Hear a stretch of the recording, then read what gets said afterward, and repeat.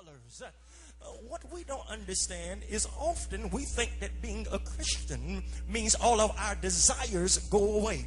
But being a Christian means that when I have desires, I have to measure whether or not they align with my relationship with God. You got to catch this now, because that's where the growth is. I shared at 9 o'clock, I have a friend that's always talking about walking away from temptation. And I said, man, you ain't got no temptation, because James says temptation has to be enticement and desire. Ain't nobody enticing you, man. That ain't no temptation.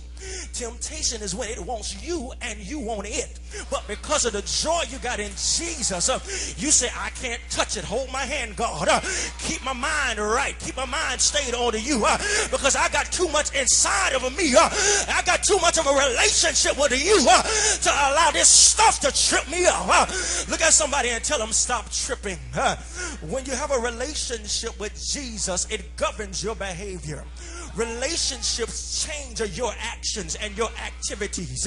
It's relationship that holds you. It's relationship that keeps you. It's relationship that keeps your faith right. It's when I have a relationship that I'm able to stand on the promises of God and say, I might be on fire all night long, but when I wake up, I'm going to wake up with my joy still, because God is worthy of the praise. You might not understand how relationship impacts you, but I have two children, almost a 14-year-old and a 10-year-old. Now, my son Jordan, he's 10 years old. He does everything that a 10-year-old boy would do. Everything that would come to his mind, he'd set it on fire, he'll draw on it, he'll write on it, whatever it is. But he resists those desires because he has a relationship with his father and his father's belt. And that relationship dictates his behavior. And he says, no matter what the struggle is, I'm going to fight through it, because I know if I resist this, I'm going to have joy. I'm trying to help. Is there anybody in here that wants joy?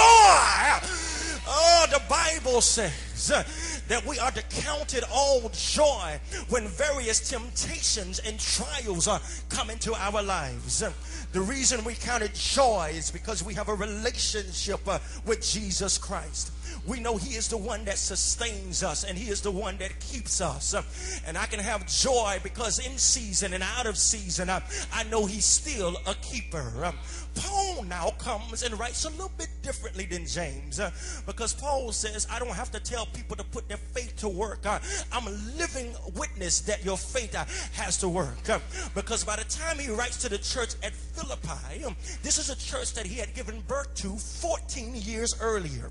When he gave birth to the church, he was in prison. And God showed up and broke him out of prison. And the Philippian jailer that God used got saved, got his whole family saved, and a whole city of believers was built. 14 years later, he's back in the same place. This time he's in jail and ain't nobody breaking him out. He said, now God, I just want you to understand that I didn't praise you because you broke me out of jail. I praise you because you're worthy of the praise.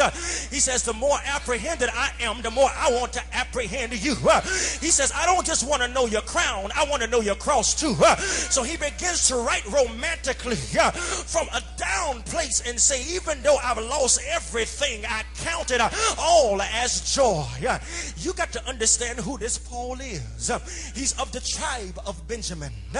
He was born with pedigree, studied under Gamaliel, has a PhD, rooted in philosophy, has an erudite disposition, a discourse that cannot be denied.